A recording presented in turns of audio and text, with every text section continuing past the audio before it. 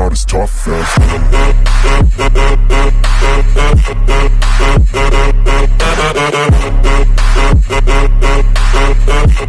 Mega love shoutout po mga Cross Lovers ni Mas TV Mix Vlog.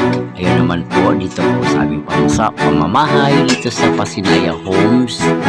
Dahil po ay mag-decorate po kami na simpleng decoration lang po para sa aming Christmas tree. Kasi nagpalit na po kami ng aming Christmas tree. Ito bago na po itong Christmas tree po namin. What's the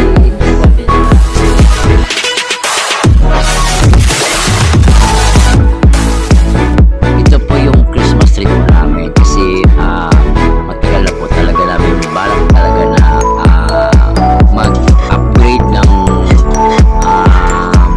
Christmas tree, yung medyo malaki-laki konti katulad sa wishlist ni Kristen K na medyo matangkad daw sa kanya. Kaya po nabili po namin yan sa Quiapo na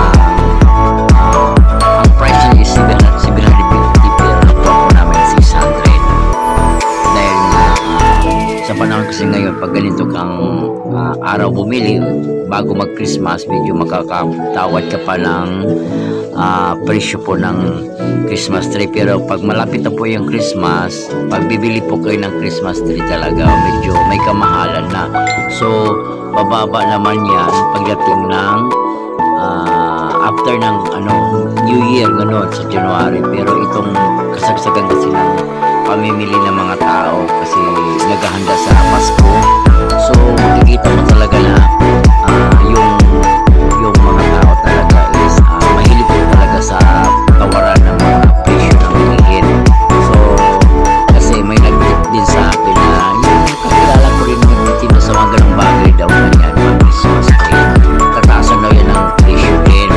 So kung halimbawa kung bibili ka agad hindi ka, kailangan mo talaga marunong ka mag-discount, tawaran mo kahit paano. So yung price talaga back to normal yung bigay na price nila.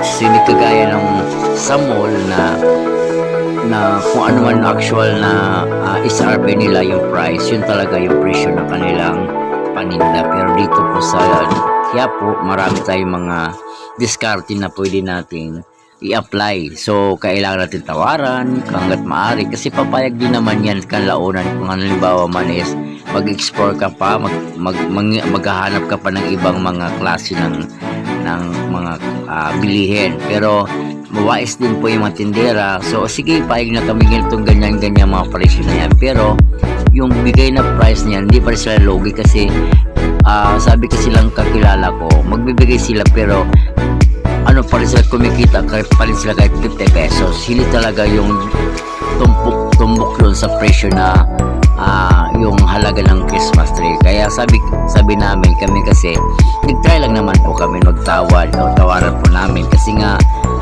marami kasi namimili is sabi nga nila mas better kung marunong ka discard o tawaran mo yung pamimili mo kasi wala naman po sila sa mall. So in short, nakuha namin yung Christmas tree na matagal na talaga inasam-asam ni Christine Tree na matangkad daw sa kanya yung Christmas tree. Ayan, na kumbaga na-fulfill naman ni Christine K yung yung excitement niya na siya magkabit, magtanggal ng mga plastic cover dyan kasi may mga plastic pa yan kasi bagong pitas. So ayan, so thank you so much sa Christmas tree kasi kumbaga merry ang Christmas natin kahit marami mga pinagdadaanan. Ayan, basta sabi natin basta kasama natin si God. Ayan po, lahat ng mga ma-provide po talaga ni God, basta tiwala lang talaga kay God. So nevertheless talaga na yung natin, yung faith kay God kasi siya lang po talaga ang kumbaga ang sandata natin sa lahat ng mga bagay. So ito magtatapos naman po yung 2025. So ilang days na lang Pasko na din. So malapit na rin yung paghahanda talaga ng mga medianoche, Noche Buena. So ako napaka-bless ko dahil maraming mga taong din mapagmahal sa pamilyang Abad, kaya doon pa lang napaka-blessed ko na, kahit na hindi ganun kadaming handa, basta yung pagmamahal is nag-uumapaw. Sabi nga, minsan tinatanong po ako ng mga karamihan, sabi na sa akin na mayaman daw ako. Sabi ko, opo, mayaman pa ako sa mga taong mapagmahal sa akin. Yung kayamanan ko ay hindi po talaga yan kumbaga hindi nababawasan, bagkus nadagdagan pa yung pagmamahal, lalo sa mga mapapalit na palapit yung Pasko. Yan, siyempre nag-uumapaw yung pagmamahalan, pag-sharing ng mga blessings, yan po. So ang wish ko lang naman na yun, at saka yung panalangin ko sa may kapal na sana good health kayo palagi. Although pumayat na nga ako pero siyempre yung panalangin talaga kay God, andun palagi yan. Minsan papasok ako sa trabaho, nasa commute time ako, napapaisip ako sa jeep, sabi ko, Lord, may mga bagay talaga na kailangan mo talagang paghirapan muna bago mo makuha yung mga para sa'yo, kasi sabi nga nila, kung ibibigay din talaga sa iyo yan. Kaya huwag ka magda-doubt kung hindi agad-agad na ibibigay sa iyo. Marunong lang tayo maghintay. Kaya di ba? So ayan, so shout out sa aking mga na-convince ng kliyente sa Pag-ibig Housing Loan. Dalawa sila, sana magtuloy-tuloy din sila. Ayan, siguro ito yung pinakamerang Pasko ko, kung sakali magtuloy-tuloy po talaga sila, kasi hindi man ako agad na, kumbaga, hindi ako nag-after nakikita ko. Ang sa akin lang, nakatulong din ako, nakashare na makukuha sa ng bahay, kagaya po namin na may bahay na rin dito sa Pasinaya. So sa ganung kaparaanan din, may ma-convince po ako na mag-invest na, mag-build na ng future nila sa kanlaunan, sa kumbaga sa ng panahon nito, masasabi sa Kamaynilaan, di ba? So may bahay na rin sila, kasi kagaya ko, mga small family din sila, kaya tamang-tama lang din po itong sukat ng aming bahay para sa kanila. Kaya yun, so patuloy lang po tayo maging kumbaga magdasal, yan, magmasid, kumbaga maging tayo vigilant sa mga bagay-bagay sa paligid. So kung may nawala man, so asahan mo may kapalit din yan. Kaya para sa akin, hindi ako kumbaga hindi ako nawalan ng pag-asa, tiwala, may darating din para sa akin. Kung ako may nawalan, may ibabalik din po sa akin ni Lord. Kaya tayong lahat ay nag-uumapaw yung ating mga kasiyahan sa puso, lalo na pag Pasko, time ng pagbibigayan.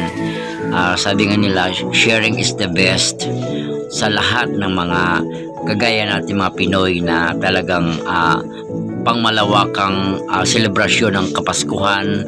So biruin mo, September pa lang start na ng celebration ng Pasko.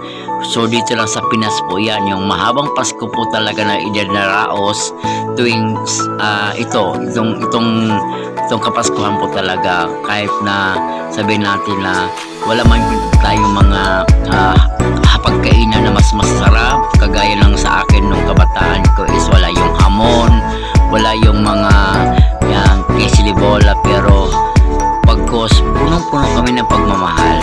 Yan, kung anong meron sa amin ay pinapasalamatan namin, dahil yun ang kinakaya ng aking pamilya, ng aking magulang. Kaya so wala akong talaga, basta sa akin lang na ando lang yung love, nag-umapaw na love sa pamamahay sa pamilya. Ayun lang. So mga Kawels lovers ni Wels TV Mix Vlog, ngayon pa lang babatiin ko na kayo ng happy advance Merry Christmas po sa lahat, and bagong taon na rin. Kaya maraming salamat po sa inyong lahat, sa mga patuloy po na sumusuporta sa aking vlogs, kahit na hindi na po ako nakapag-updates ng live chatting sa mga premiere ko. Kaya thank you so much for sa inyo dahil andun pa rin kayo sa akin na hindi binibitaw, bumibitaw sa aking mga vlogs, kahit anong platform na pinapasok ko sa aking mga vlogging. Kaya pasensya na, medyo hindi man ganun kagandang editing, pero para sa akin nasa puso ko yon. Kaya thank you so much po sa lahat-lahat po talaga. And basta wala nang masabi, sana itong parating na Pasko o parating na bagong taon, ipagdiriwang natin yung masaganang Kapaskuhan at manigong bagong taon sa lahat, at saka blessed everyone sa ating pamilya. Yun lang naman talaga, yung ilayo tayo sa mga trahedya o sakuna. Yan lang naman po yung pinag-prayers natin sa ating pamilya. Kaya ayun, dagdag pa doon sa mga OFW na nasa ibang bansa. Alam natin na malayo talaga kayo tuwing Kapaskuhan, hindi kayo makapag-celebrate ng mga medianoche at saka Noche Buena sa pamilya ninyo, pero may paraan naman para makasama kayo sa medianoche. Mag-live na lang kayo sa Facebook, sa Messenger, para kasabay o kayo Google Classroom na lang kayo para kasama ka pa rin sa pagkainan ng Pinas. Ayan, so diba? So yun lang, basta na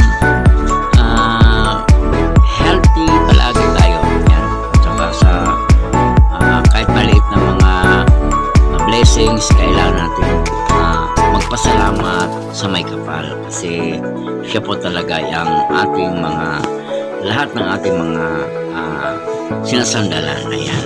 So sa Pamilyang Abad, Merry Christmas po sa inyo.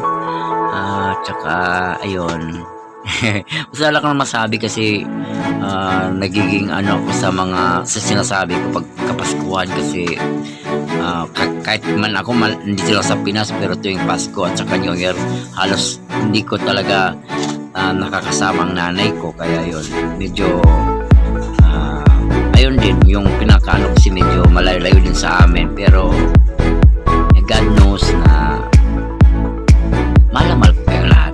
Yan. Thank you so much. And ayun na yung namin, yung Christmas tree, at simple decoration lang po sa aming tahanan, na wala na talaga akong masasabi sa aking dekorasyon. Ayan, sa aming dekorasyon na yan pala. So yan, para tayo, ayan, mag-decorate na rin kayo kasi ilang days na lang talaga, Pasko na. So maraming salamat po sa inyong lahat, mga Kawils Lovers, TV Mix Vlog.